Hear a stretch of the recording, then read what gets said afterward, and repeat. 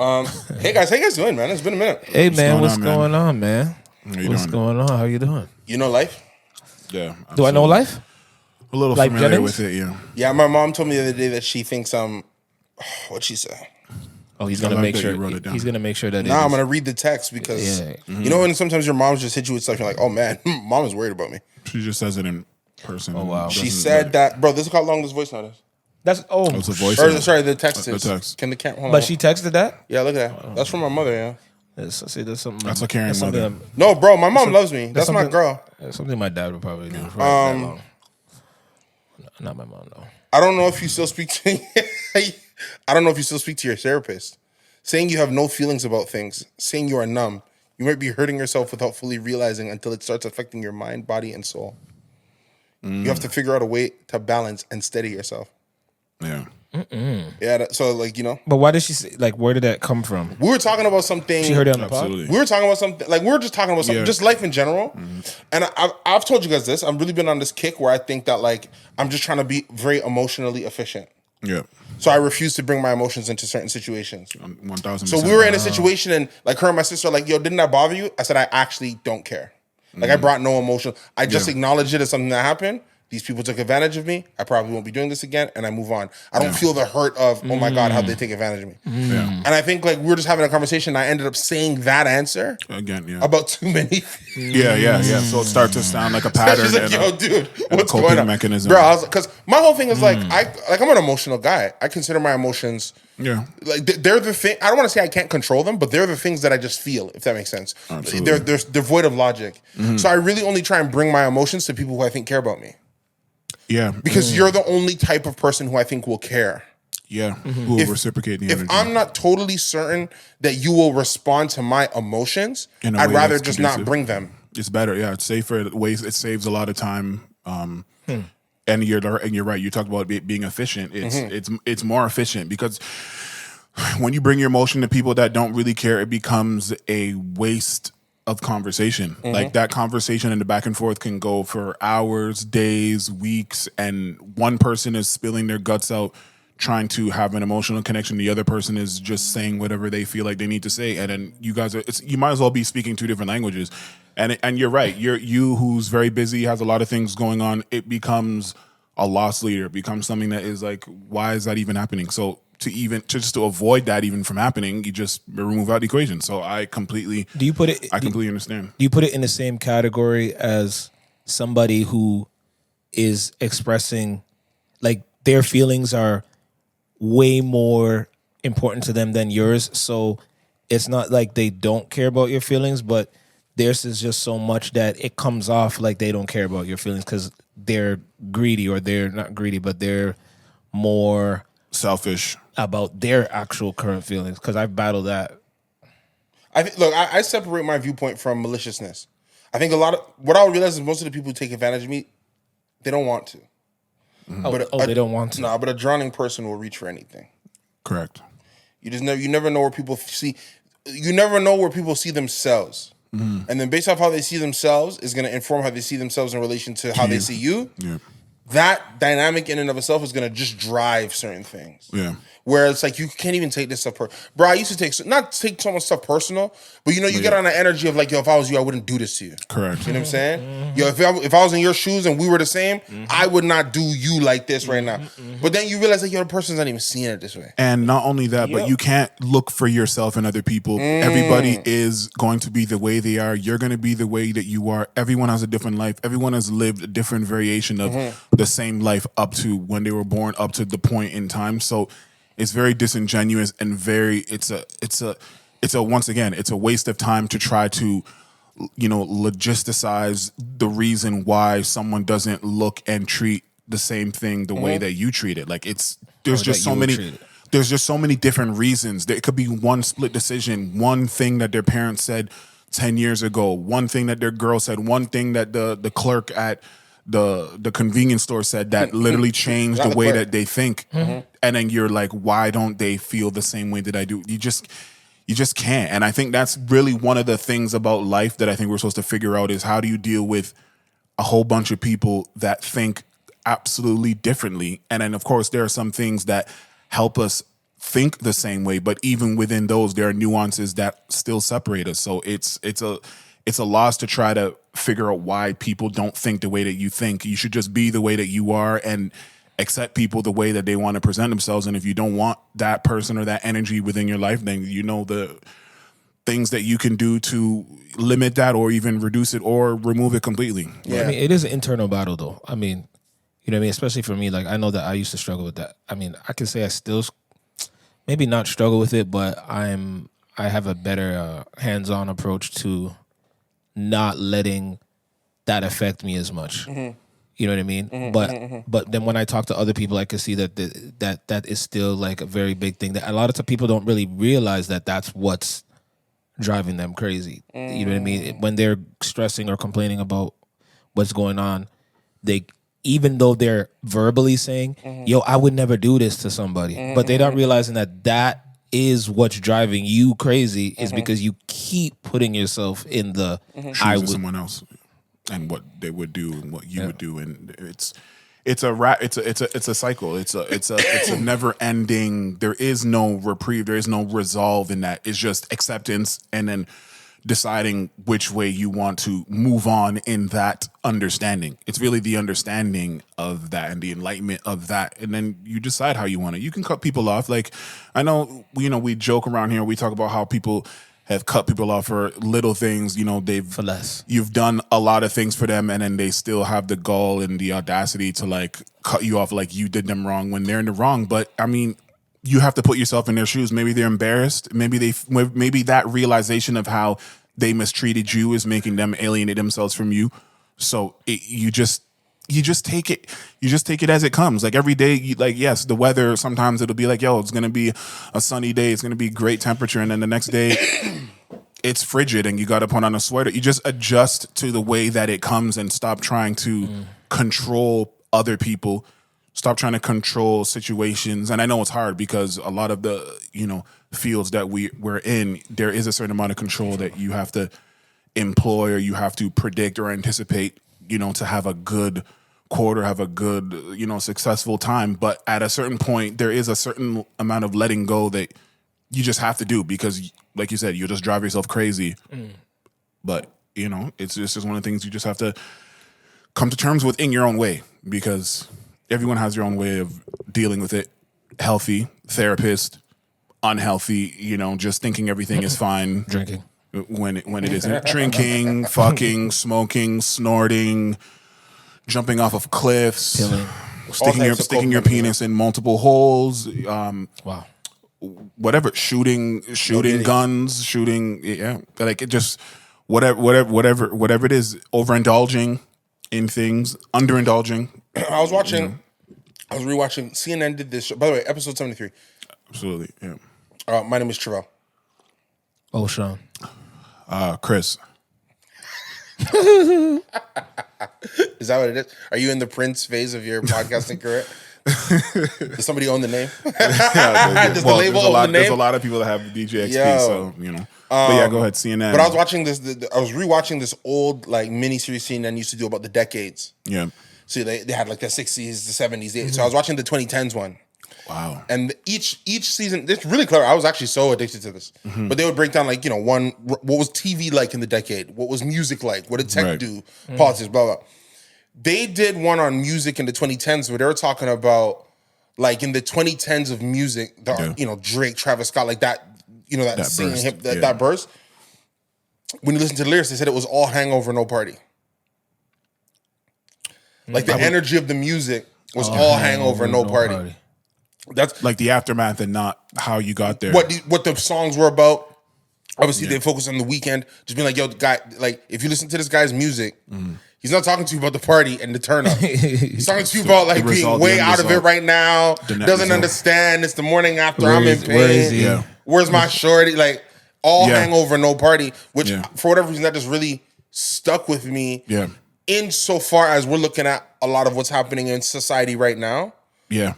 It feels like a generation of people that were part of all hangover, no party. Well, that they just kept forcing. They kept trying to feel something and didn't feel anything. Well, that is especially if you look at like hip hop and stuff like that, they talk about, you know, it went from the party to the political, then it went to the drug dealers, then it went to the drug users, and then, you know, you talk about this aftermath kind of thing, which is kind of like another section of it. But if you look at the 2000s, you could technically argue was the party. The 2000s was the party. You know what I mean? Like you had the Little Johns, and you had the party. You know, the drag it is like you had you had all these different people, even 50 Cent. Like you had all these people that were doing the party music, which kind of took over the conscious 90s avant-garde shit. And then of course there's obviously exceptions to the rule, but then you're right. It sounds like the 2010s took it to that place, which is interesting because it also indicates where society is. And I think as time goes on, people's perception for things, I think they want to know more, right? Like back in the day, you had, you know, in DVDs, you know, watch a movie DVD, you know, you'd have behind the scenes of like, you know, blooper reels and things of that nature, right? Like them making mistakes or how they made things. And then, you know, the 2010s when social media went up and when things kind of got more personal, people wanted to just know how you were making the shit, how it makes you feel. And like as time goes on, people want to know more and more and more, to the point, at least from a music and creative standpoint, it almost doesn't even matter what the end product is. They just want to feel like they were there. Like they just want to feel like they were a part of it. That's why when you look at, like I remember we were talking about Four Corners and that and his manager, and they're talking about like these guys that do these weird shit on stage in their actual set, but like it's in a Rogers Center and there's like 40,000 people, but they're replicating the thing that they were doing online where people feel like they're a part of the process. So it doesn't even matter if the content or the end result is good. It's like, if I was in the kitchen with you, I'm going to ride for you. I'm going to feel so close to whatever it is that you're doing, which is also interesting because, at least from a popular music, hip hop, R&B standpoint, like I feel like at some point in time, and I don't know when, maybe you guys can tell me, but I feel like we've reached a certain point where like the standom and fandom of people starts to supersede like the actual genre and the thing itself.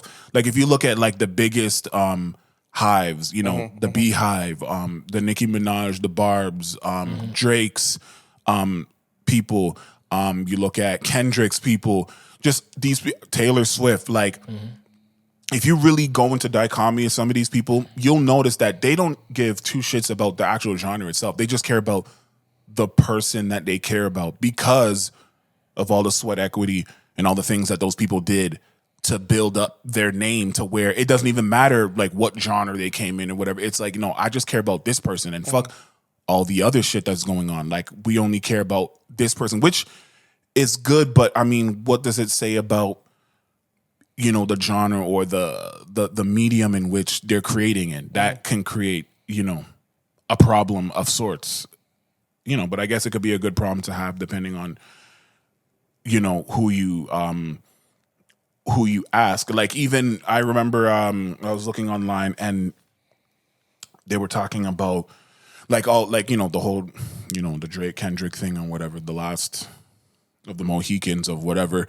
Like they were talking about how like a lot of people, like it showed like a lot of the songs that that Drake had released since, and they feel like, oh, these things are not charting or going high because of, you know, because of the beef or because of the situation. And I think that's a very linear and disingenuous way to look at things, because I don't believe for any moment that all the people that love Drake and that support him all of a sudden turned their back on him because of a beef that left like a sour taste in their mouth. Like I don't for one second believe that is what it is. Like sometimes the market, and you know this, Trivelle, in your line of work, like it doesn't matter if you feel like you're doing the right thing and you're following the formula of whatever it is that you've been doing the entire time.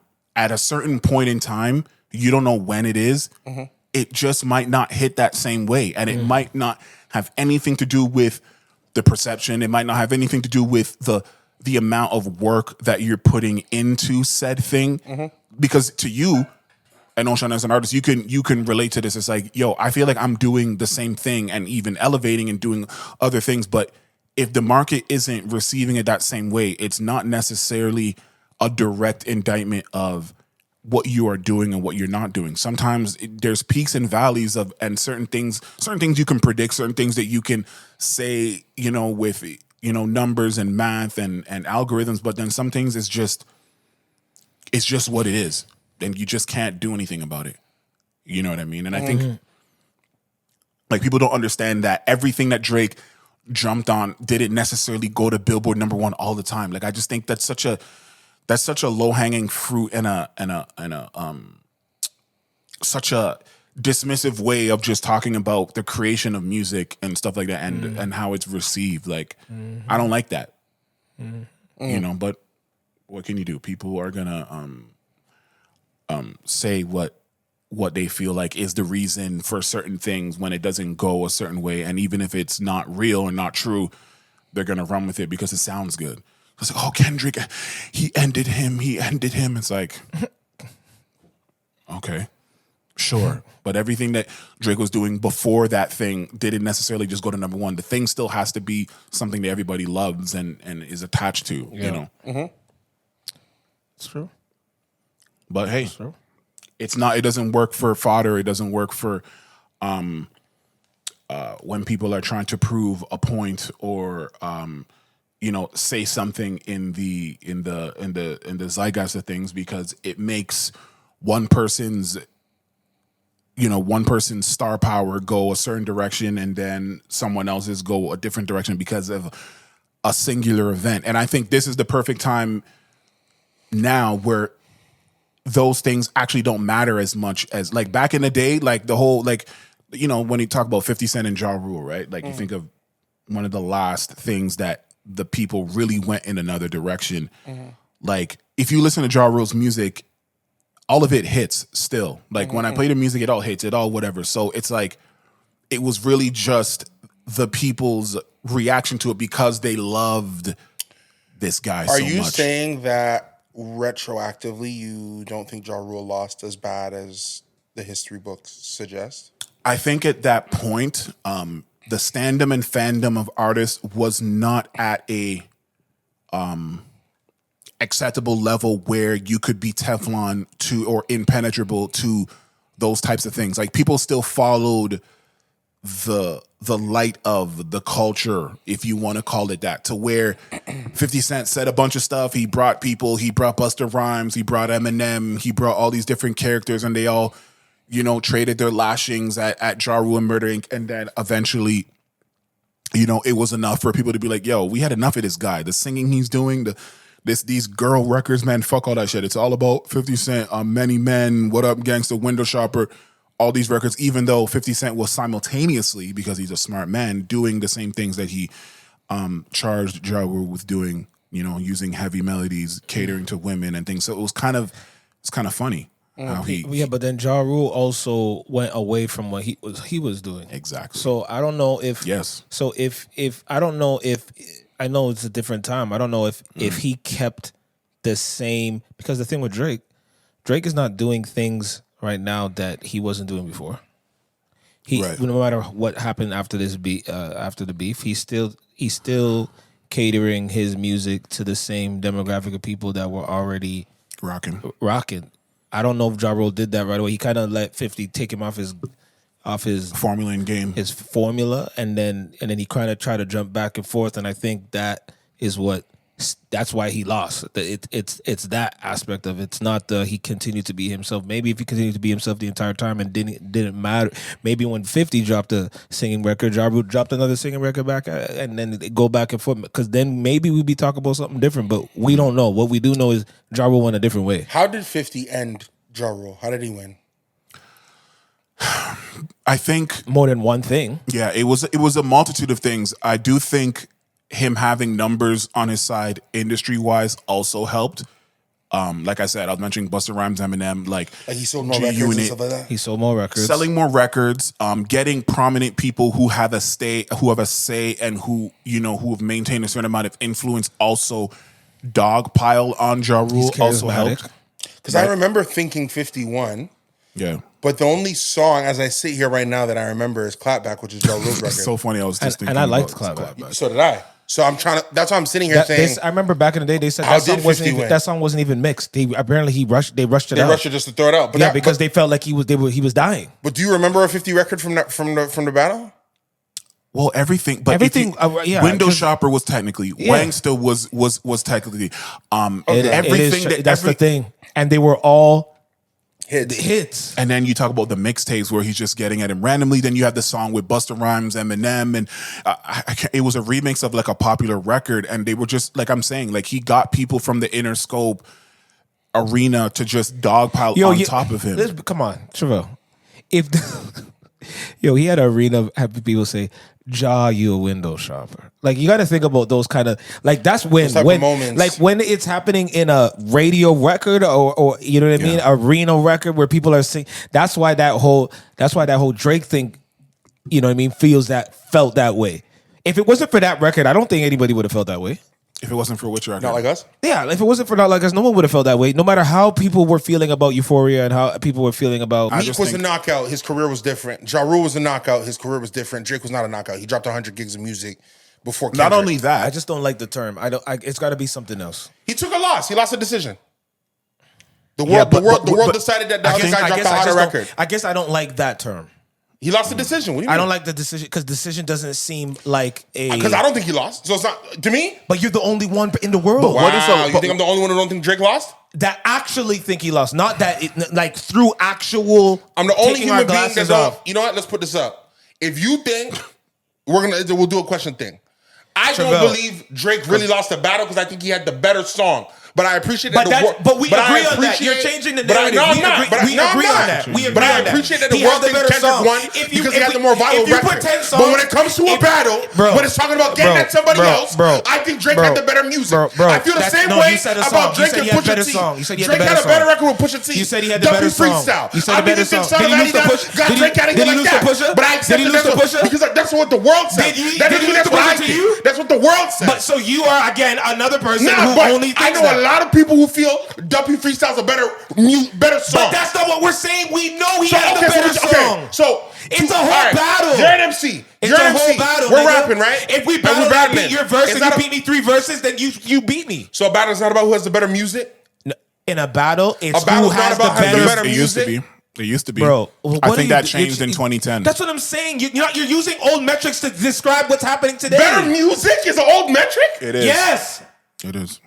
Yes. Because as soon as what the fuck are we talking about? As soon as 50 Cent used friggin' like what are we doing? As soon as the fandom and standom started to take precedent over the actual creation of the music and pushing the genre, I think we entered a new era. So the music doesn't move the fans. People just do whatever they want. Bro. They side with who they feel based on their emotional response and connection to the person and what was said versus an actual technical punching over the belt that would used to decide. Like when we joked around here a couple of episodes ago when we were talking about like the Jada Kiss D Block versus the state property and stuff like Who won that? Right. But before we even get into that, what I'm saying is that I know who had a better song, but who won that battle? They were using there were different metrics were being used because it was people that weren't necessarily ingrained into the DNA of that artist where they would die for them, deciding who they felt had the better showing and better outing. But now we've reached a place where the logic and who's making the better record actually doesn't even matter anymore. And that is a dangerous, like it's a double-edged sword because one, it means that people are impenetrable when it comes to beefs, which means if a beef goes a way that an artist doesn't like, their career isn't over the way that it used to be. But also it means that there is no definable metric to really say artist 1 beat artist 2 because you can say that Drake had the better showing and a better outing because he had the better record. But then now we have to get into the dichotomy of what is a better record. Like, and I don't mean what is the better record in the beef, but what makes a record better. All right, then maybe because then Family Matters was 3 records in one, 3 different flows, 3 different ways to attack somebody. Comedy, we all said seriousness. We all said that wordplay. record is better. We all said that. But like, if people don't feel that way, then what do we do? Sit there and say, No, but I'm saying and that I our acknowledge, the world thinks that this other man won. I acknowledge that. Yeah. But why did they think the other guy won though? But all the people that think, no, but why did it? Why? But then you get into the science of it. You'd But have why? to, yeah, you'd have people to think talk you won about because of the pedophile line? So that's People- why. So that's why you think. So you think this whole battle's? You think he won? The battle won on the pedophile thing. No, I'm asking you a question. No, I'm telling you that when I hear people talk about, Kendrick got Drake, so if it's because they made a pedophile claim stick to him. So if that pedophile line is not in there, but everything else stays the same, you think people, even on his side, wouldn't think that he lost? If Kendrick doesn't hit the pedophile thing, then I think Drake's comment about planting the daughter story carries more weight in the internet, and I think he wins. What about the Because people what that else? are on his What side? else is going on Not Like Us? That is hot. Like what? We're in the tempo. battle. Okay, yeah, the tempo. sample. The music, no, the nigga. tempo. The tempo. The music. Okay, so we dancing or whatever. Yeah. What line? Don't say no, it's whatever. a battle. Okay. So what line? What line? Did he take the other guy's head off with? Because it's probably a minor. A pedophile line. So a pedophile line. Hold on. So proving my point. The pedophile line. It's not just So about the line. what wins him the battle is that he got people thinking he had a sky like young girls. Do you know niggas can beat niggas with just an ad lib? Yo, are you yo? Wait. What? Do you know that niggas Yo, can is beat this- niggas with an ad lib? Is this thing on? Am I crazy? Trivelle, Bro, you Trivelle. ever disagreeing that the man won on a pedophile claim? That's what he won on. I'm not saying. Nobody said that. Yeah, no one's disagreeing that that's what happened. Okay, Kendrick won on one claim. He made a lie that a lot of people believed. Or raised their eyebrows and were questioning. It's not even about That's people why he believe. won. That's why he won. That's why you're getting skewed. It's not about what people believe, bro. It's about who makes whatever stick sound fucking cool. The nigga made something sound cooler than Drake. That's what happened. He made it more trendy, more cool, more relevant today. It doesn't matter if it's true or not. Nobody fucking cares. So no. And today, nobody cares, Okay, nigga. so I'm gonna disagree with you because it's not about sounding. Because again, everybody, What's not about Sonic? everybody agrees Duppy Freestyle's a better record than Son of Adidon. I've never heard nobody say different. However, the lie that permeated the zeitgeist. Wait, which lie? On Or not Story the of lie. I'm Adidon? sorry, the information from Son of Adidon. The My information that apologies. people didn't know The about. information that people didn't know from Son of Adidon. You were hiding a child. Therefore, you win. It ran because that's what people. Do you understand what I'm saying? That's what people were talking about. But it doesn't matter if it was true or not. It That's was my something point. they didn't know. The record that leaves us with something that we talk about Memorable. is the winning record. Yes. Yeah. It's not about the music. It never is. Okay, so all I'm saying Since 2020, it hasn't been about the music. So all I'm saying is that for me, I acknowledge that yes, Kendrick, you gave us the better talking point. But the other man made the better music. And for me, I go with the music. I know, but And we're you have to music. say, we're music if y'all heads. really gonna tell me that Why- I'm the why- only why- person why- that cares about why the is it- music, why is the top then why 10 are we battling? Why is the top 10 Billboard records not the top 10 best songs in the world? Because good music does numbers. Don't do that. What the what? Good music doesn't do numbers. Good music doesn't do numbers? Good music does numbers. Am I right? Like, am I crazy? Good music doesn't always do numbers. No. So what are you Oh talking my about? God! All right. Yo, why are you lying right now? Let me give you an example. You heard bullshit music get on the number one top 10, top 5. Why are you doing Do you want me this? to read you the top What the 10? fuck Hold is on. going Hold now? on. Hold on. Let's He's play. making up new Let's shit play. in music. Hold on. Let's We play a haven't good had game. Bum niggas get number top 5, All top right. 10. So music was let. sitting at Hold the top on. of the Club all over the Hold place. on. I'm like, how the You want me next to song read? is- You want me to read the Billboard top 10 right now? Let's You're probably read the gonna have. You're probably gonna No, have no, one no. or top 10 best Let's records hold in the on. world, It's probably gonna be Billboard one or top two 10 trash records in the records. world. Read It's probably the gonna be top one or 10 two best trash records in the records. The rest of them are gonna be great. Men are moving like good music isn't what's Hold running on. the day. Let me read what. The Yeah, top there's a 10 machine. Can I- Yeah, there's can a I- market, can but I- the music can is I still get a- good. Yo, nah, can it's I- not can I trash get- music. Can I get a say in here? People Or, like saying, "Oh, pop culture music Bro, is there's bad some of the music." It's still best good records. music. It's some Here's of the the top best 10 records that are not on top 10. Here's So top stop. 10. Here's the top 10 Billboard right now, and you tell me what And you if you decide. you name those top 10, and I'm gonna say 5 artists that have unbelievable music right now that are not on that. Go ahead. So here's Okay, but that's not the point. That is the point. You just said all good music is on the top 10. Yes. Oh, okay. I think charts should actually I be wanna be abolished when very, it comes very, to very clear. hip hop consumption. For you to be at the top of the charts, you need your business right. But the music has to be solid. Okay, all so the but great music music you're solid and be hold Music on. All the solidarity, great so music it's- you're telling me that's not on the top 10 probably don't have their business right. Bro. Okay, so here we Music go. is subjective, So here's so we're not even gonna do this. So here is the top 10 Billboard. Number 10, "Beautiful Things" by Benson Boone. Who's that? What is that? I'm like, No, I gotta be before a I fan. move I don't know. on, I don't know before this record. okay. Number 9, I know this song. "Please, Please, Please" by Sabrina Carpenter. And by the way, she's doing her thing. I love this girl. Is that her best song? No. Okay. Number 8, "Lose Control" by Teddy Swims. Does anyone know that song? I'm a DJ. I don't know that song. Anyone know that song? I don't know that song. I must. If you play it, I probably heard it, but I don't know it off the name. Number 7, Sabrina Carpenter returns with a song called Taste. That song was better than the other one. Which I haven't heard. No, I think Please, Please, Please is better, but that's whatever. Number 6, Chappelle Roan, which is the other pop star white girl that they're kind of pitting against Sabrina Carpenter as like a 50 Cent, Kanye, or a Kendrick, Drake. It's called Good Luck Babe! ! I haven't heard that song. Number 5, I've heard this song. Die with a Smile, Lady Gaga and Bruno Mars. You know, 2 huge fan bases, 2 huge artists collaborating. That is a good song. Number 4. Now this one makes sense to me because this song is everywhere, and I play this every set I do, no matter what, whether I'm playing Daga Daga music or I'm playing classical music. This is Espresso, Sabrina Carpenter. That's a great record. I think that's a generational record. Number 3, I Had Some Help, Post Malone featuring Morgan Wallen. I believe that's a country record. I haven't really put my ear to it. Number 2, Birds of a Feather, Billie Eilish. I don't think I've heard that record. I may have. But Billie Eilish is a really good vocalist, so she's not like some fly-by-night girl or whatever. And number 1 is 1. Here comes the 2 to the 3 to the 4. Everybody's drunk out on the dance floor. Oh my good Lord. Mm-hmm. So my question to you is, based on just who you are right now, where you're sitting at this immediate moment, what percentage of these are great records that... The songs that I knew are great songs. Right. And all the names that I didn't know sound like they got, Carpenter or whatever, Sabrina Carpenter. Sabrina, yeah. I know that she's getting serious label push. Her business is right now. But she's been putting in work for a long time. I'm sure that's she's true, not an industry plant, by the way, because I know a lot of people say that. There's a period of time where the machine gets behind you, it starts working. That's what I'm seeing here. Mm-hmm. I don't think my point has been invalidated. Because you're not able to point out a negative song to me on that list. I don't know 7 of those songs. So therefore, I can't point out a negative. Beautiful but Things. I know I've watched Control. I've looked at the Billboard before and seen people that are top 10, top 20 that are not amazing, great songs, but the artist is a big artist, or the artist has a big machine behind them, and that's why they're up there. Not because their song was fucking incredible. Yeah. So when you're arguing about who won the battle, based off of an incredible record or not. Hold on. I can give you something that maybe we can all, or at least some of us, can relate to. Is Euphoria an incredible record? It's a good record. Is it an incredible record in the battle?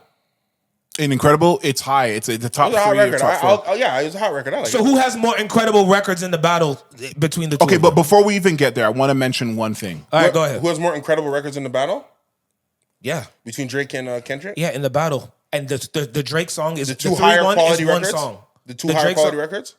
2 highest quality records are going to be Kendrick records. Euphoria. So then that's of the top 3. I'd probably say Euphoria. We did do Not this Like list. Us, and then Family Matters. But Family Matters is the best in my opinion. But I know. But when you're just doing sheer math, if I have a better record than all of your records, and you have 3 out of the 5, then you won. Push-ups is a close fourth. I didn't. All right. I said it was a decision. Yo, people are not. No, I understand. No one's going to say push-ups is better than even the 616 in LA. No one's going to say that either. Oh, but then they're not okay. I'm just saying off of rap because quality he's getting at Kendrick's height and stuff like that. Maybe they don't feel a connection to it. But forget about that. Let's talk about something where Billboard recognition doesn't necessarily indicate anything. Okay, so Rema, right? Rema, who's known for Calm Down. Rema, who's known for Afrobeats running the world, and not one Afrobeat record was on that Billboard. Okay, so I want to say this: Rema's new album, the best music. did not chart anywhere near anything. But when we go to parties who are playing Afrobeat records, when they play Azaman, Marcham, the He He He He He record, the Benin Boys with Shali Puppy, when you play the War Machine song with Odumodu Black, like you would never know all of them that these songs don't hit when you Burna go Boy, into Ashake, all of them. They go to arena tours and if you just go off of their great music is selling out arenas, and that's not a label push. That's someone having to purchase to go. So I think that my point, what I'm trying to say is that we cannot only use, and I know it's difficult because, like I said, Trivelle, like you exist in a world where charting and positioning and tangible things that you can look at and make a decisive decision on. It doesn't necessarily, like, I hate, like, someone even, like, academics, funny enough, academics said today, he just looked at the charts because Rod Wave, who, you know, is my favorite artist in the world, right? He's your favorite artist? Yes, he's my absolute favorite. He's about to do 130,000. He sells out every arena that he does with 13, 14, 15,000, whatever. I never see his name on those lists. And he's battling with Jelly Roll, who's going to do number 1, and they're battling for number 1 and 2. Glorilla, who's having an amazing run, is going to do 60,000. Academics' point was that we need to have a different metric because these guys are doing. Oh, he's saying that? He's the one who promotes that. I know. We need to have another metric like. So we're changing it because people aren't buying albums now. We're changing it because The market the is buying not of the the same albums are not a necessarily indicator of an artist's success. No, but I also think that like that's telling us how lazy these artists are now. No. Artists aren't getting over on full. You just had an entire diatribe last time we were here talking about artists aren't doing full albums no more. They're not doing full concepts. Okay, But who we mentioned are doing full. Sorry, Yeah. I'm just finishing my point. Okay. So if we live in a world where artists are just doing singles, even I know this. I don't have to buy your album. I know the 2 records that are worth listening to. Yeah. You dropped them already. That's a reflection of artists. Because when's the last time an artist dropped an album and a gem was on the album? To the point where the album drops and, like, you know what I'm saying? Like, they dropped the lead single, which is the preview. Yeah. Maybe they dropped the second before the album drops. Yes. The album drops and then there's a hidden gem on there that comes out after. Well, all the Afrobeat artists.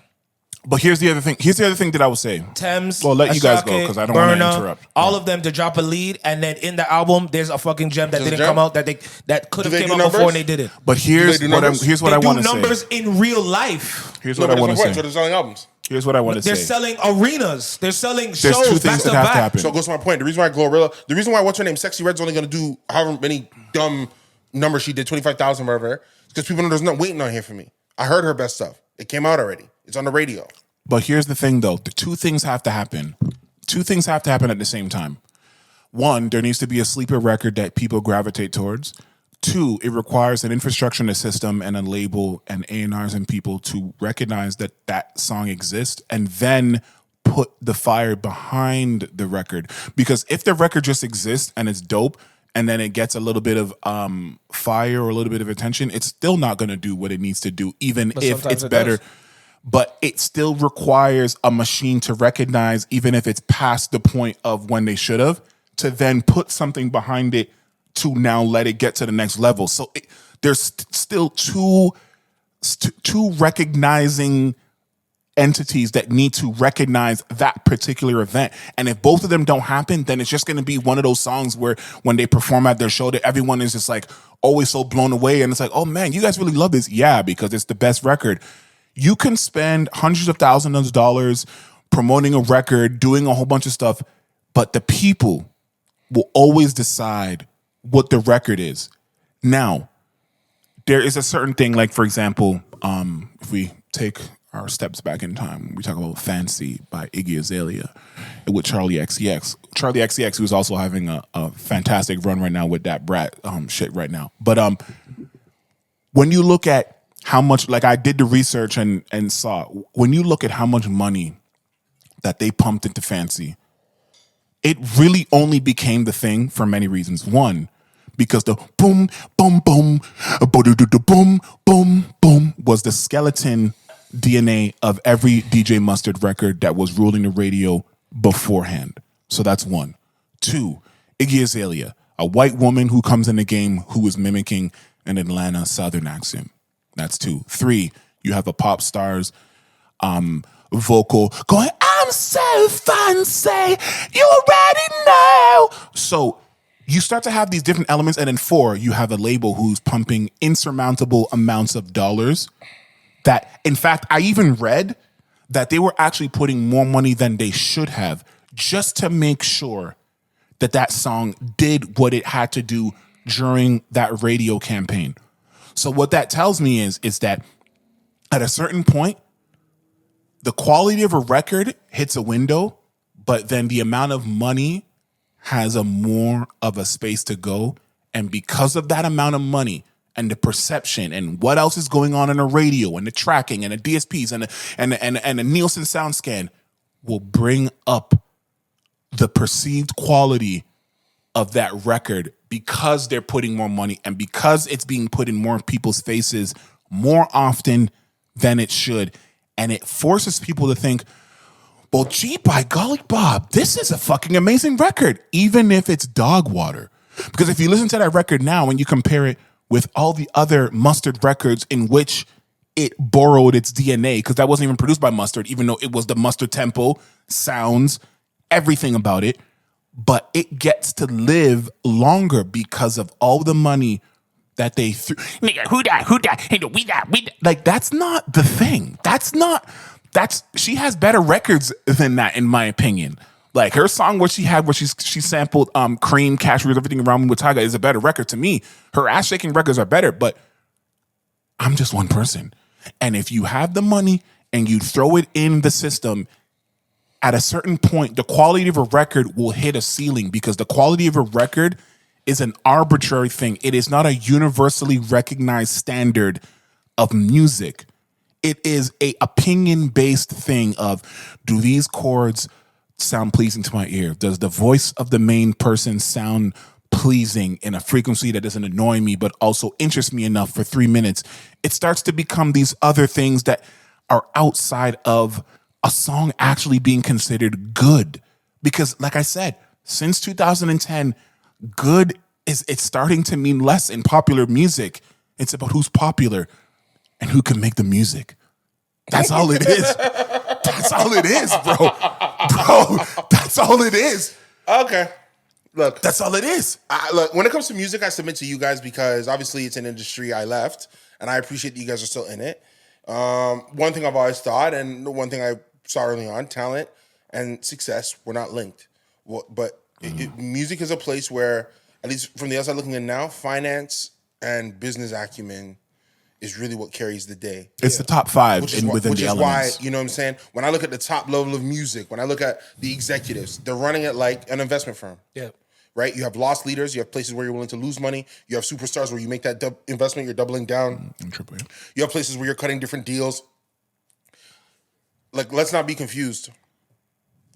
Kendrick Lamar gets into a situation in a post-radio environment where his record is everywhere. And every radio, bro, every market outside of That's a label. Toronto. That's an executive saying, yo, I'm not saying that they're saying, yo, we're backing our guy. Again, pretty much everything's universal, right?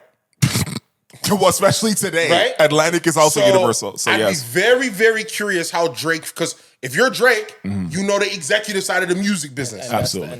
When a man has, when you see this many dislikes on your record, when you see this many likes on his record, when you see it doing more numbers than it's ever done before, ever, and when it's on every single Apple Music and or not Apple Music, because I think Apple Music didn't do like that, but it was on every single Spotify playlist that could be found. If I'm Drizzy, I understand why a couple months later I'm dropping 100 gigs because y'all played with me. Yeah, 100%. Because y'all played with me, y'all thought it was a game. It's not a game, bro. Yeah. So I'm gonna guess what? This $400 whatever $1 million contract you have, where you thought you were getting an album soon, or you were getting this mini documentary, bro. Go find it on Instagram. You know what I mean? Well, go get that on Instagram. Yeah. Go, hey, y'all go call that together and repackage it if you want. Y'all playing with me, and I'm not playing no more. But Instagram is another. I know it's something that I still have to do more research, but it's because Kendrick drop his song on Instagram. His "Let the Party Die" was only Instagram. Cole's thing and then was Cole only was Instagram too. So I don't know because what's Instagram going has on. a new musical wing that they're trying to foster and forge, and that's cool and change things. But guess what? Kendrick dropped on Instagram. No one cared compared to Drake. Another sign that it wasn't a knockout, by the way. Well, because Drake is omnipresent most of the time on Instagram. So you're telling me a man who's omnipresent lost? No. Well, because now we. I don't know what. Because we're getting into, like I said, we're getting into a reality in a world where you have to define what a loss is.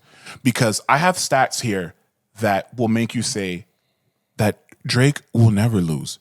Drake has now reached over 13 billion, B, like the second letter of the alphabet, streams on Spotify in 2024.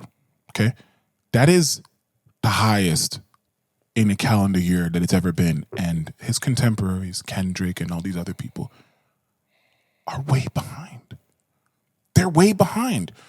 So What you now have to start asking yourself is someone who's doing those kind of numbers, but then at the same time is releasing, and I understand how hypocritical this is. Like, trust me, I understand. It's like, who the fuck are you making these fucking analysis? So I recognize that and I accept that. So forgive me. But I'm just reading the data, okay? Data, whatever you want to call it. But his contemporaries are so far under that, right? But then you ask yourself, how is somebody who is receiving that many streams, why is there even a conversation about who won and who lost? Because I think after a certain point, it can't only be about the numbers. And when I say that, that's not to be an indictment towards Drake, because a lot of the songs that he released that didn't chart high, that didn't do all these things, I think are great records. Like a lot of the songs that he released with Thug and 21 Savage, or the Circadian Rhythm, or the No Case, No Face, I think those are all great records. And when I DJ, you bet your bottom dollar and your top dollar that I'm playing them. But when you talk about the Billboard and the this and the consumption, they're not high. So now what do I say? Do I not play them because they're not high on the Billboard? I don't give a fuck about that. And I think the only people that should care about Billboard placement and album sales are people in the music business. Like, I don't know if the last time we did a podcast, I joked to you guys about this girl that was talking about like the Nicki Minaj fans that were so hyper fixated on the chart placements of artists. And it's like, bro, do you like the music or not? Do you like the music or not? Why is you as a fan care where the artist is placing on the Billboard? Does that change your perception on if a song is good or not? And if it does, then the song was never good to you to begin with. And you're using outside metrics to decide if something is good.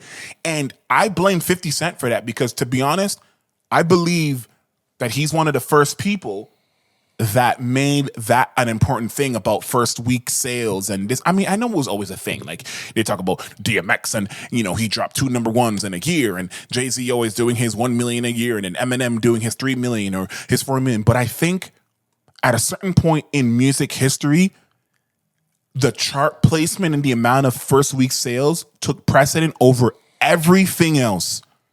Everything else. It's like, yo, I like this artist. Oh, but he only sold 4,000. He did? I don't like him anymore. No, it's not good because he didn't sell a lot. Like, what are you actually saying?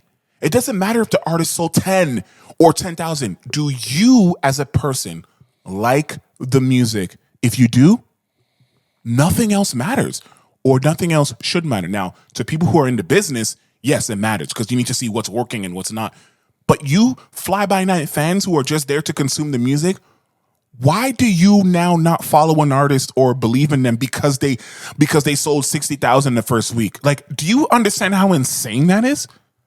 That is a sick way of thinking, and that's only because we're in a numbers world. Because if you drop a video on TikTok or a video on Instagram that has 1,000, and then you drop one that has 20,000, you just say, well, the one that has 20,000 is better. Even the perfect example. We talked about Future, right? Mm-hmm. It was a clip we did that our first clip that you could argue went viral. The last time I checked on Instagram, which is not doing anything for us, but whatever, had like 24,000 plays or whatever. Because I was talking about Future's work ethic and how he sacrificed his family life. He has a bunch of kids. He's doing all these different things. And how he does songs with people that are of high tier, medium tier, low tier. None of that mattered. But you know what mattered?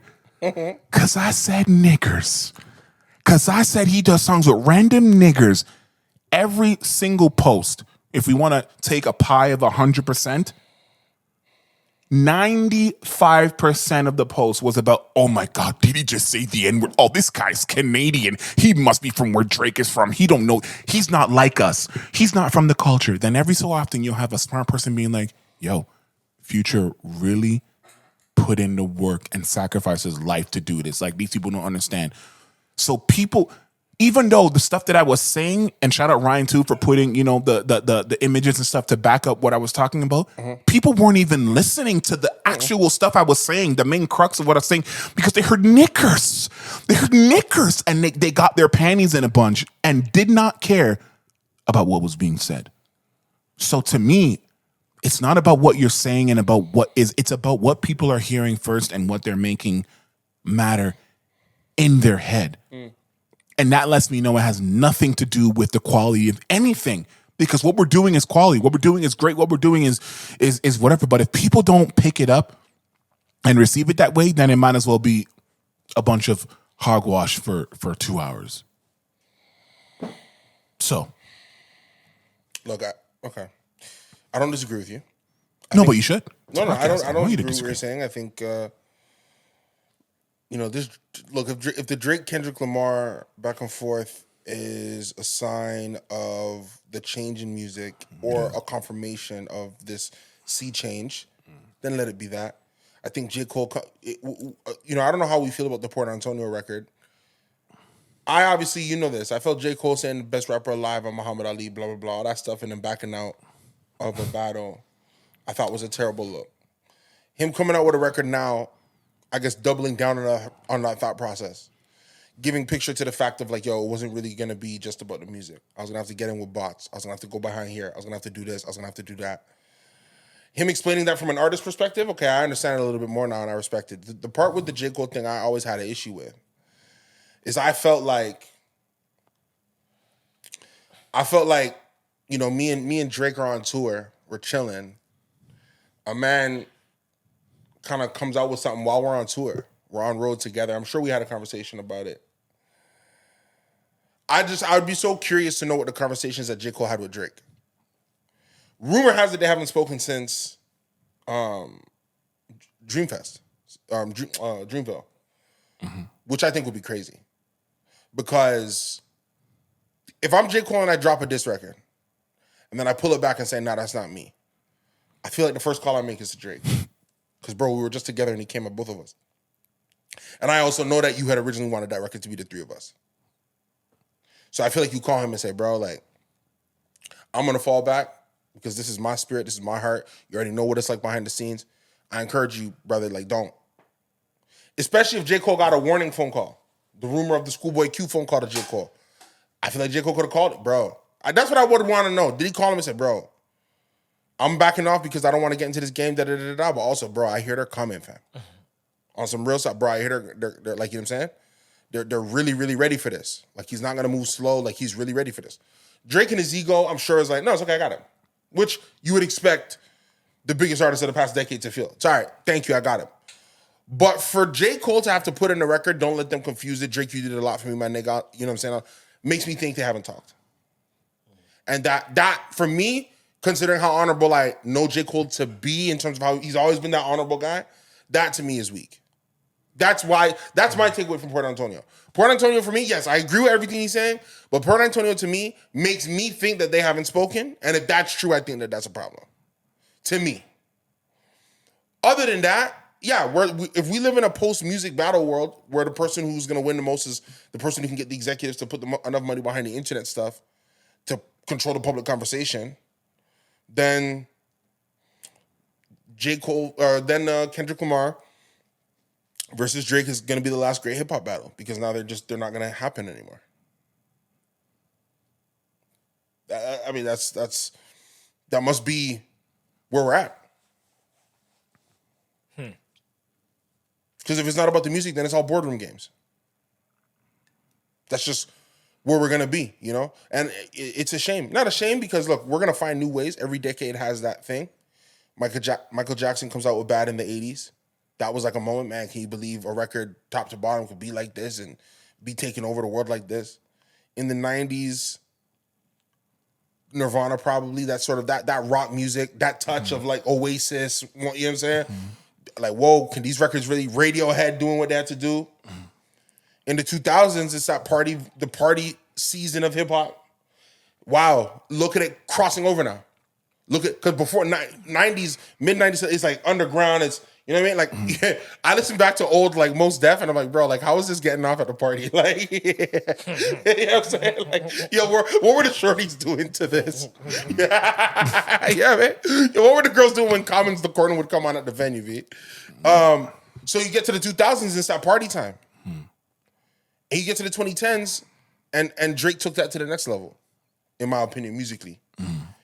Now, I don't... Because I would say the 2010s was also the EDM push, too. So that we can't even give that to what's happened. Like, right now, we'll see. We're halfway through the decade, and I don't know if we have a clear picture of who's up. Especially in our genre that we love so much. Mm-hmm. So, it'll be tough. But I do want to ask you one thing. Because I told you we're trying to keep the episodes tighter. I don't give a fuck about that. No, not yet. We're not there yet. How do you feel about the cat trade? I think it was. I think it's interesting. Okay. I don't think those boys was happy about the trade. Who? Who do you think? Who won the trade? Who won? For those following at home, Carl Anthony Towns to the New York Knicks in exchange for Julius Randle, Dante DiVincenzo, essentially. Who won? Who wins the trade? Cat. By the way, what cat did they get? Huh? Which cat did they get? What do you mean? Like which version? What version of him? Cat last year shot 15 shots a game, 5 of them threes. So I'm assuming he's gonna be the same guy. They're gonna probably try and space the floor. They're gonna try and run and space the floor. I think. Because you're probably worried about, if you're the Knicks, are you worried about Julius Randle needing to take up that mid-range area that would clog up the paint that makes Jalen Brunson less effective? Mm-hmm. So you bring a Carl Anthony Towns who can essentially you could put him at the 5, but you could hide him in the corner because he'll hit the corner 3. Mm-hmm. So you're just creating spacing. Mm-hmm. You're just trying to create space. They still have OG. Mm-hmm. They're really just trying to create spacing. Well, they did that.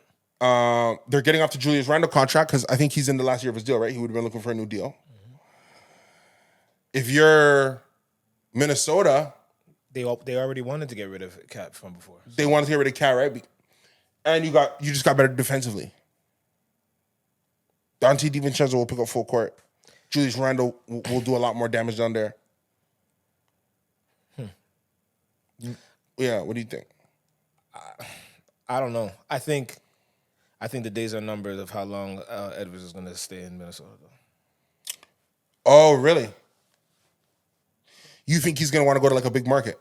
Didn't he just sign the Supermax extension to 5-year? So, you think it could be to? They were the number 1 team. He's not staying. They're one of the top 3 teams in the West last season. Yeah. They've been ascending ever since he got drafted. We'll see. I don't necessarily see them falling off a cliff. I don't see him leaving this year. I mean, I don't see him complaining next year or something. But there's something that tells me that he wants to be in a big market. Mm-hmm. That's very interesting. I didn't even like how he was talking to Cat in New York the other day. Seemed kind of, seemed kind of like, I would like to reunite with you someday. He said something like that. Really? He did. I don't think so, man.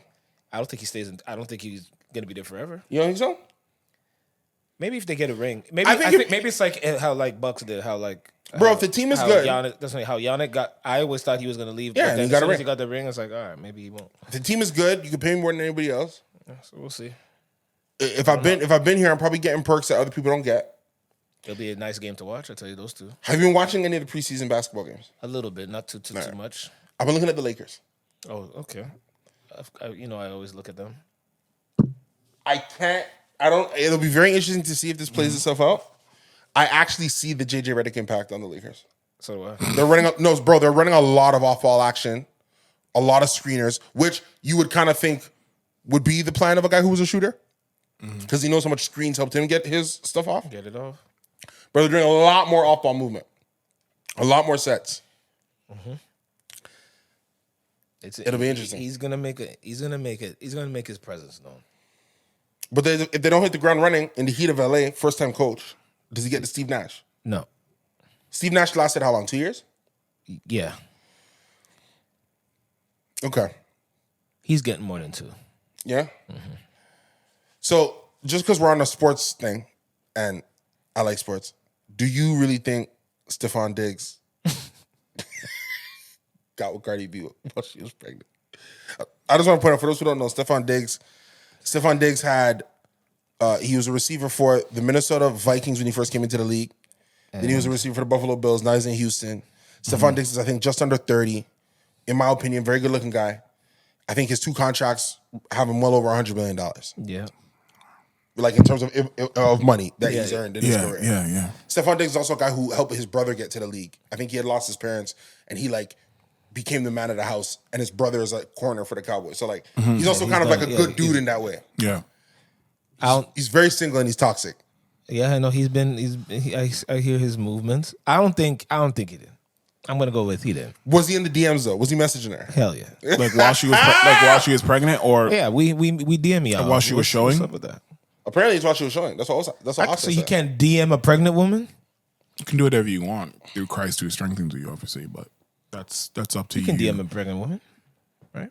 If you want to. I mean, that's a choice though, and everybody doesn't know what the benefits and the greatness of being with They're friends. a pregnant woman is. So, Well, he didn't confirm or deny it, but I'm just saying that like, I've seen Offset cheat a couple times. This time it looked like he was real worried. he always looks worried to me. He always looks worried think, at you the know, it's aftermath. Bro, how many times is this gonna happen? When people pull a Although you on social- you, the social when people media pull a world, you man. on you is when you get worried because Bro, but they bring it to us. He was online commenting, yo, he brought flowers to her on stage. Like he's done a lot of things to try to like reverse engineer whatever trauma that he's caused her.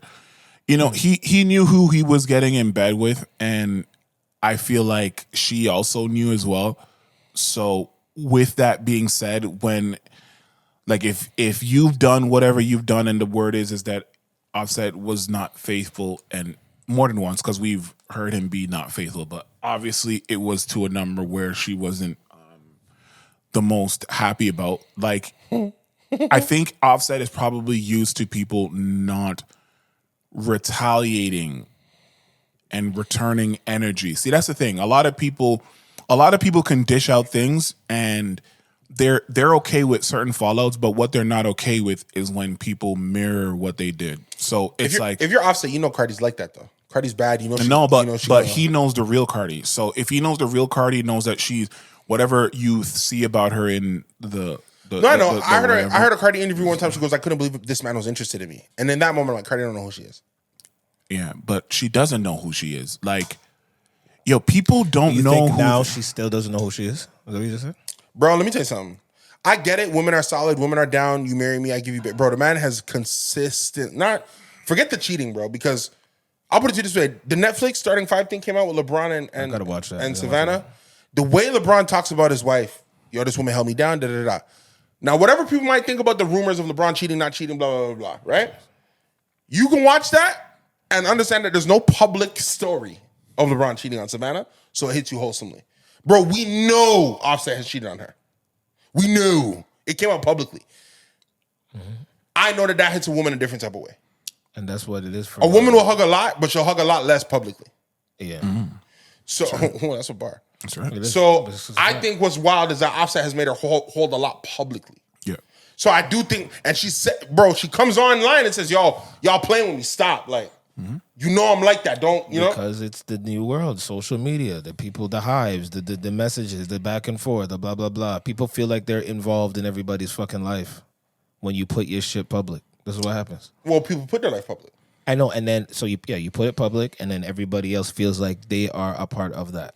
You put it public because people want to feel something real. People are tired of the manufactured bullshit. So when you give us the label and the safe thing, people are not going to gravitate towards it as much as when you perpetuate something that is real and flawed and fractured and authentic. Like, we are just reaching a time where people don't want to be subjected to bullshit. They don't want the scripted shit. They don't want so many times. That's why people like Trump. There you go. Because it's real. It's off the cuff. He says, I don't like these niggers. Yo, you're going to hear about it on my next fucking rally tomorrow. I had a problem at Burger King. You're going to hear how the fucking, the clerk was being rude to me. You're going to hear about it. Like, they don't want this prepackaged bullshit. Like, they're tired of the processed foods and processed charts and the processed meaning and explanation of things, because as time goes on, the more behind the scenes and the more how things are made, they realize that everything is an algorithm and everything is programmed in a way for you. to accept it the way that it is. And that's why sometimes people that are too polished and too pitch perfect and too, well put together, the labels are like, oh, well, gee, golly, gosh darn it, how did that not work? It didn't work because you guys did that 10 years ago. And now people are hip to what the fuck you're doing. Did you just say people are hip? They're getting hip to the People are hip. They're getting hip to the tricks, to the label tricks. They're understanding that you guys are putting this stuff in front of us. Like, we're getting at a point where it is very difficult to tell when things are orchestrated and things are scripted. Like, sometimes I'll watch these random videos on Instagram and TikTok and on Twitter, and it is getting harder to decipher what is real and what is a scripted affair, because life is getting to a point where people are really putting it on in a way where you don't know if it's real. And sometimes the only reason why I know is because I saw this girl in 5 other videos in 5 other positions. One as a teacher, one as a traffic clerk, one as a fucking DMV person. And it's like, that's the only reason why I know, because I've watched enough of them to see that it is being perpetuated as something real. And you ask yourself, well, what's the end result? What's the end game? What's the goal? Money.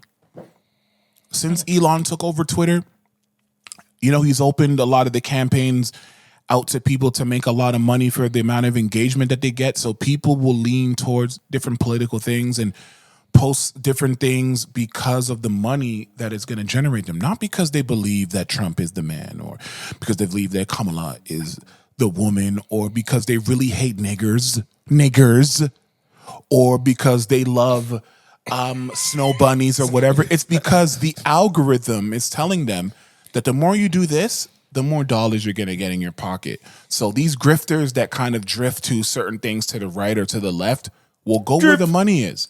They'll shout out to you. Like, they'll drift to where the money is. It's not really about what the truth, like the truth, this universal, like, I don't even believe, like, someone asked me, talking about something, and he asked me if I believe that there's a universal truth. There is no universal truth, because everything you're wearing a NASA hat, right? There's people that still don't believe that American niggas went to fucking the moon in the 1960s or whatever. And it's like, no, they were in a Hollywood studio. And it's like, but I understand why they feel that way, because they've been lied to about so many different things that it's like, there is an incentive. Can I help those guys out? Yeah. There's a movie I watched. I don't remember what it's called. Yeah. But it's about the moon landing, the first moon landing. Yeah. And in the movie, I don't know if it's real or not, but they did have a studio, and they replicated Channing Tatum, Scarlett Johansson. Yeah, Fly Me to the Moon. Fly Me to the Moon. I gotta watch it. So let me help y'all. It is true. They created a soundstage just in case they couldn't use the footage. Just in case they couldn't use the footage. So people thought that it was fake because there was a studio, but they went at the same time. Like, it happened at the same time. So yes, there was a stage, and yes, they went like that. And that was, and I think about that a lot. I think about that even with when people used to say, Michael Jackson, he didn't die, right? He went into hiding, right? Or Tupac, and then I would Fidel say, Castro. and I would say, and then I said, okay, so if Tupac went underground for 5 years, 6 years, and he was alive, but then he died, then he's still dead. You know what I'm saying? So wait, because they're like, yo, Tupac is alive, yo, he's in Cuba. But if he lived for 6 years after and then he died, he's still dead. Yeah, you're telling me this now, but he's dead. So what are we arguing? What are we arguing? We're arguing what we know. What we know now.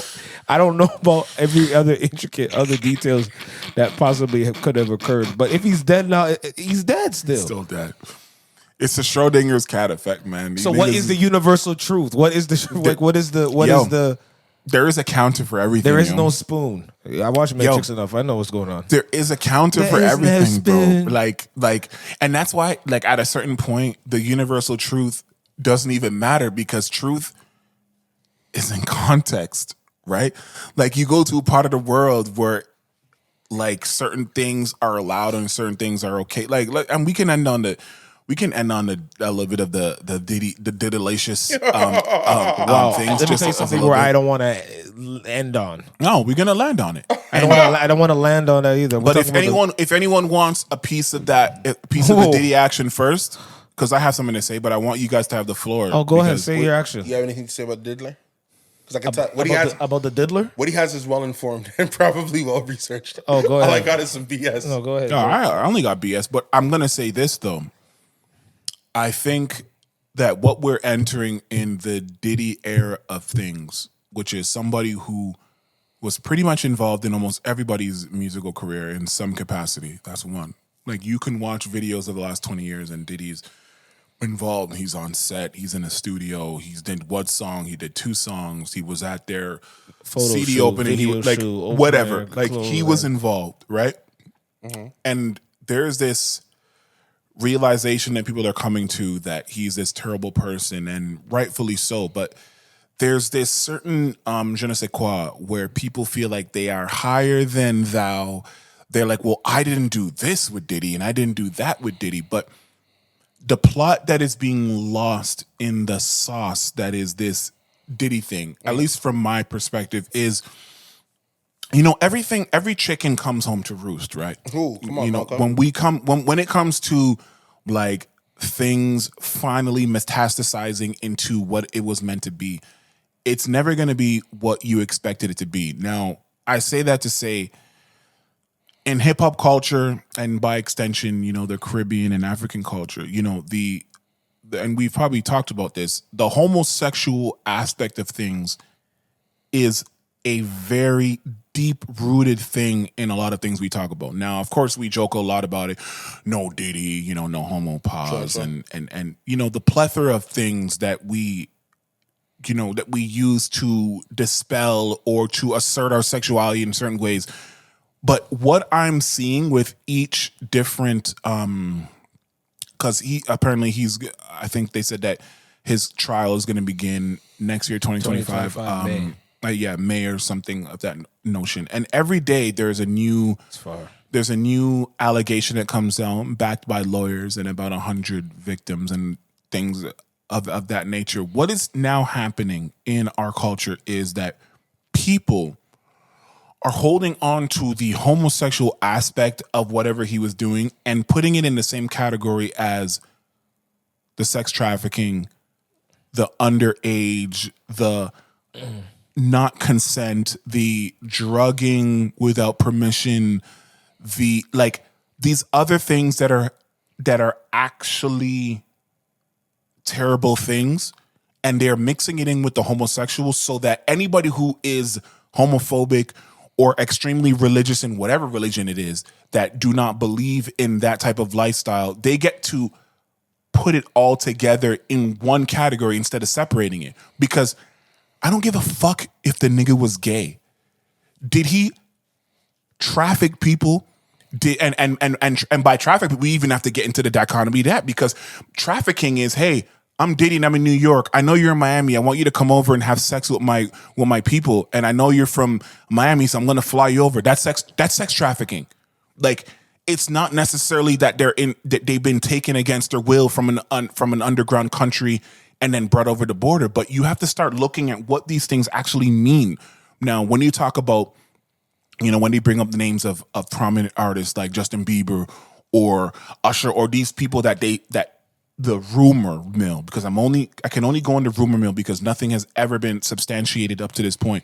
When they're saying that these people were subjugated to these different terrible things and that of that nature, I have to ask myself, okay, is it that they were subjected to something that was against their will and they did not permiss, or is it just because he was gay, that Diddy is gay? Because if it's the gay thing, you're going to have to get over that. Because if 2 consenting niggas want to do whatever it is, what are you supposed to do about that? What law is being broken with that? But the jokes and the funny things that get to be said and spewed because, oh yeah, Diddy, no Diddy. Like it'll be an advertisement on Instagram about fucking floss, and it'll be like, Diddy, you're not going to get me, buddy. And it's like, what are you fucking talking about? So the hyper homosexual, of whatever of when it comes to sexuality is being perpetuated so heavy that you get to mix the illegal things that may have potentially happened, which obviously people are alleging, and Cassie has talked about, like, her being beaten the fuck. It's like they don't care about that. They just care that that Diddy was sleeping with another guy. And do you understand how sick that is? I think that just speaks to the places that you're going online to have the Diddy conversation, unfortunately. Because where the conversation's happening across my timeline or across people I talk to, I could care less if it was 7 guys. To be honest, I could care less about the freak-offs. I don't think Diddy was doing anything different with the freak-offs than Hugh Hefner was doing at the Playboy Mansion or living his life. And any that's the point. Any different than some of these rappers on these music videos. I hate the term. When I see Meek Mill in Dubai with 7 bad things, I assume that there's freakiness going on. I assume they were getting to it before the camera started. I assume they were having a good time. Right? That's why I hate hearing the term like on the news. Like when the news says it, So- like Diddy's in his freak offs. It's like, what? And one thing that, is that like- what you guys are worried about? One thing I don't want to, not to whatever, but like, yo, Yeah. some dudes get to a position where their access to women dramatically changes. Mm-hmm. In that reality, they push the envelope. They get to it. Absolutely. They start getting to it. They do. So some of these single women that you see working at Shoppers Drug Mart will post from Greece. Mm-hmm. It might not have been before. Diddy. Yeah. It might not have been Diddy, but she, you know what? It was Dodler. His cousin. Someone got her out his there. third You cousin feel twice me? removed. Yeah. So look, let's just be real. Like, these are adults getting to it. If he's drugging people against their will, Yeah, that's the thing. I ain't never been to a party where drugs were around people didn't know. Yeah. If we keeping it real, Yes. I've never been to a house party Yes. Where where there's drugs were around and no one and knew. we didn't know. We knew, oh, they on that, They on that. this. They on this. I know where to go if I'm trying to be a part of that party, but I also know to stay my ass over here if I'm not Yeah. trying to be a part of that party. Yeah. So again, too many people that I know tell me, yo, I've been Yes. to a Diddy party and they really never really went left like that. And I don't know what they're saying. Because not only is there levels, but there's also times of the night where things are happening. Like one common theme that at least I'm thankful that's happening is that people are talking about when he made the announcement, yo, y'all kids gotta go. Kids, this is the time of the party where y'all got to go, because one of the indictments is that he has kids there. And once again, I'm not supporting or defending Diddy, but you need to start assigning crimes to what was done. Not adding more people because it's convenient, but also that is the reality when you get into nefarious shit. When you get into nefarious shit, you now open yourself up to people that are relying on your name. And guess what? We're going to give them the benefit of the doubt because you put yourself in that position. So if you decided to do bad shit, then the other bad shit that's 20,000 times worse, we're going to consider it. But let me be clear. That's the problem. Diddy's an abuser. Yeah, and that's The moment I saw that footage of him beating up Cassie, we had already heard rumors. Yeah. But Seeing that seeing footage, that seeing him step let on a you girl, know. That's the I also problem. know what it's like when a man is abusive and timid. No, I'll be real. A man abusive and bold is a problem for me because that means that, yo, what do you get into behind doors? Exactly. You felt nothing about getting into a hallway, running down the hallway with your with a towel, towel. stomping on her at the elevator, could have opened at any given And time. dragged her. She on the floor, you dragging her. Anybody could have opened the door. And he didn't give a Yep. fuck. Now, granted, maybe he had a level where he rented out the floor or whatever, but you know what I'm Right. saying? Like, Yep. you there with it? Oh, okay, so you one of those. Yes. So yeah, we could put him under the jail for that. I have no problem yes, with that. that's the But problem. what I'm not gonna do is I'm not gonna put, oh, he drugging and raping people on his jacket. I'm underage. hesitating wait. to put the Justin Bieber thing on his jacket. We don't know that. Yes, until Justin comes out, Yeah. I'm not dealing with the interviews where he's crying about something. Because at the end of the day, Every people go through Justin, a young things. dude from Stratford, Ontario, went out to LA. He was a teenager. Yeah. Yeah. Not Diddy, notwithstanding. I know Yes. that dude went through a whole lot to try and Yeah. figure out who he was as a man. Yeah. Correct. Remember when he was crashing them Ferraris and Lamborghinis Yeah, and stuff? pissing in them fucking Bro, buckets and shit. I'm sure he was trying to figure out saying nigger and all that stuff. And y'all want to talk about Diddy? I got video of Chelsea Handler rubbing it up when he was a young man. Yeah, so they were look- sexualizing that young yes, man from a long time. everybody was sexualizing. So Bieber. I'm not putting the Justin Bieber thing on his jacket. No. I'm not putting the Usher thing on his jacket. No, can't put- we But what I Until- am putting on his jacket It's is what say, he did. yeah, We saw this it. guy's an abuser. We saw it. absolutely. We saw it.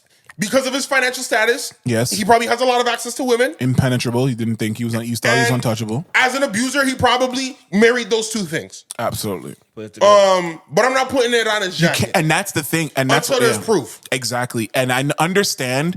Like I They got understand. more proof against Vince McMahon. Exactly. And this company's fine. I'll be real, fam. I understand the hypocrisy because it now looks like when people try to differentiate those, it sounds like they're defending what he's done. I'm not defending. Send him under the jail. You need to send him under the jail, but I'm not putting pedophilia and trafficking on a man. We understand? can't just keep putting everything on. I think that's I'm disingenuous. not calling him the Black Epstein for no reason. Yeah, no. We know what he did. Decades of little girls saying, I was up in here. Weinstein. I was up in here. Girls coming up. Yeah, I was up in here. You know what I mean? So I just think that's. But send him under the jail though. I don't even want to send him under the jail for sure. And shout out to Jay-Z getting ready to sue Piers Morgan for the Jaguar White clip too. Exactly because shouts out to slander not being able to just carry the day no more. Yeah.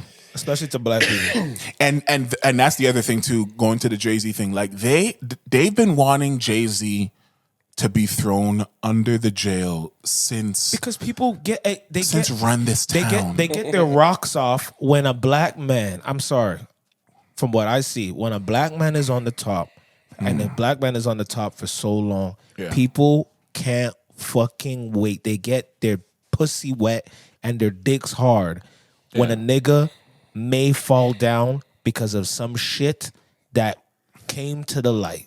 Yeah. They can't wait for it. They're tired of seeing the niggas at the top. They're tired of seeing Jay-Z at the top. They're tired of seeing Drake at the top. They're tired of seeing Brown at the top. They're tired of seeing these certain people at the top, that like Beyonce and all this stuff. So when there's controversy, when there's rumorville, now hopefully none of that shit is real. But even if it's not real at all, but just the idea of the rumor, people they want to see. Do you know how many AI videos and AI pictures and AI images I've seen people put of You guys Jay-Z? saw the lately one with Jay-Z, Diddy, J-Lo, Beyonce. Like you don't. The worst AI job you could ever see. It's like literally, hey, you fuckheads! It's literally the worst. I don't even have to be a fucking computer expert to tell you that is a bad AI job. And there's literally people on Twitter, Facebook, IG, literally commenting and getting at people saying, "Oh, you guys think this is fake? You guys are gonna see a reckoning is coming."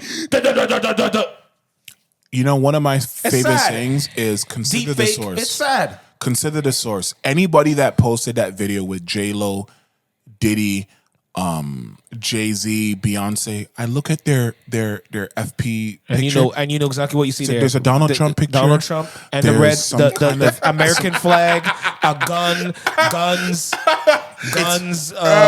proud something, it's never Republican a person, something. It's always those 4 or 5 images. All of them say it's so easy. It's never a person. It's so easy to tell, but who you guys are. It's so easy. I'll end on this. What I was trying to tell people, it's interesting you say that, is, you know, people talk about the Donald Trump, the election coming up. We'll talk about that next time. Yeah, next time. I think that'll be leading closer to November. Yeah, because it's 3 weeks. But what I was trying to tell people is that the issue with Donald Trump isn't even so much himself, as much as the people that his rhetoric ignite. No. Do I think Donald Trump is racist directly? No. Do I think Donald Trump is jihadist? No. Do I think he hates immigration? No. No. But do I think that he gives rhetoric that gives all those people life? Absolutely. Because he wants the fucking vote, y'all. Absolutely. He wants the vote, y'all. Absolutely. But it'll be interesting because this election, and we'll get into it next time. I'm not going to get into it right now. Yeah. It's going to be interesting. It's going to be interesting. But I'll say this. I don't know who Kamala Harris's campaign manager was for this past, 2 months? Well, he was a loser. He needs to be fired. Yeah. Straight loser. It's one of the worst jobs I've ever seen in my life. It's straight loser. I think it's a consortium of people. So that's the thing. All of them need to go. Clean house. I've watched enough Scandal, all these shows, that they can walk in the office and say, everybody go. Yeah, they could have brought in somebody that could do better. Everybody go. Sorry. I know. Because Trump about to do Joe Rogan. Yeah. But apparently she's about to. But apparently she's about to do Joe Rogan. She's going to do Joe Rogan. I will tell you this why. Because they won't give her the questions? No way. But I think Joe won't do that. Okay, but why can't they give her questions of a general what they might talk about? Joe's not going to do that. Why not? Bro, have you listened to Joe Rogan podcast? That's not how he Bro, moves. it's a conversation. Show up and talk. But show up, let's talk. But you can still show her questions and still get up. Questions. He didn't give Elon questions, yo. I got the richest man in the world up here twice. I had a man smoking weed for me. Okay. You think I'm going to give you some questions? But here's the thing. I don't think that it can go the way that he doesn't want it if he gives her questions. Like, you can give her questions. But I don't think Joe Rogan cares to have Kamala on. I really don't think he cares. I think that if you want to get on Joe Rogan, she should care. I think if you want to get on Joe Rogan, I think you got to call him. That's what I'm saying. She should care. Hey, Joe. She should care. Hey, we trying to get on, bro. And yeah, he's on there. I want to be on next. That's a real one. Trying to get I don't think Joe's called outrageous. Not a single solitary person saying, yo, in years. No, these niggas call him. They calling Joe. Hey, what can I give you? Yo, What's it gonna let's take? talk. Let's fair, talk. Fair. Let me on. Yeah, man. Get me over. You can fit me in? Fair. What you doing out there in Texas, yo? You got some time? Yeah, I'll come through. Okay, I can cop to that. Hell yeah. Joe ain't paid or asked for an interview. Bro, even in the beginning, if you follow the early episodes of the Joe Rogan podcast, I knew Joe wasn't paying for interviews because he would just keep inviting his friends. Until somebody local LA comedians until somebody wants to go on there. Until somebody trying to come on and get shaky. Hey, I'm gonna talk MMA. I'm gonna get this fighter over there. I'm gonna call Burt Kreischer. I'm gonna call my dude Tony Hinchcliffe. Oh, I love Tony. Bro, you had Brendan Schaub on for an episode. Brendan Schaub, one of the worst comedians on the face of the planet. But because he was in the friend group, you know what I mean? Guess what? And then when you want to get a shaking, scientist so and so, sure. Yeah. Oh, Neil deGrasse Tyson, sure. Okay. You trying to get a hey, sure. Okay. He ain't asking nobody for. Joe Rogan will go there and talk to his boys. I swear. You're right. I actually. So you think that's the guy you're gonna get to submit questions? You got your F. But I just think that I don't think it's bad to say, yo, here are the types of stuff I may come You're up the with. president, bro. So at least she's. You're the president. Think on your feet. I know. You don't know the issues. It's your job. No, but you still. I Say still no don't. comment. Say next question. I still don't think it's an indictment against her or him if he gives a general things that he may ask. No, it is. Maybe he asked none of those. Bro, it is.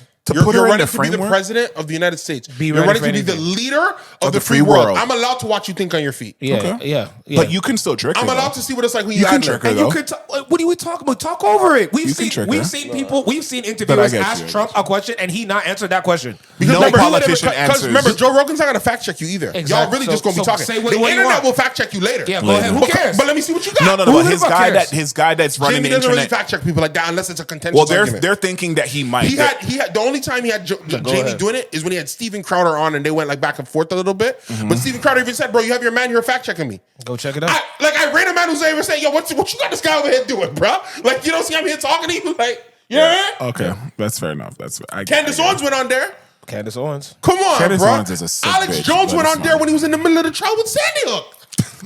Come on, bro. Then she needs to do it. The president, you running to be the leader of the free world. Yeah, okay. I have not seen anything from Kamala Harris. I'll be real. Okay.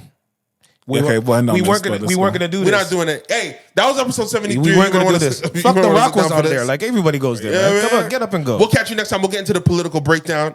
We'll talk about it for real. We might even do a special episode about it. Yeah, it'll be cool. It'll take a while because there's a lot going on. So we can in the next plan a time and triple it up and then do it. Okay, let's split it up. That's fair enough. And then drop it separately, but because we're trying to go viral. Yeah. Well, niggers. Wow, this guy is fucking crazy. We'll catch you later. Episode 73. Fuck y'all hoes, man. Yo, y'all 3, bitches, 2, snitches. 1.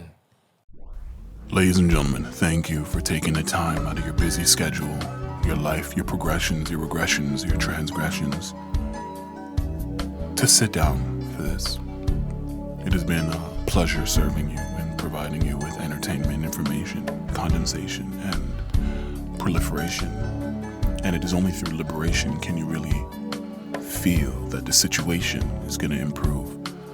Make sure you like, comment, subscribe. Tell a friend to tell a friend, preferably a large quantity of people and individuals. And hopefully you're enjoying your life in this third quarter of the year. 2025 is almost upon us, just like that. Boom, in an instant. So make sure you're doing what you want to do with whom you want to do with, because time is precious. It's a gift. And live in the present, because...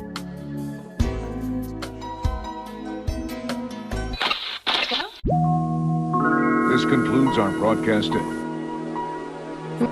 might want to sit down for this.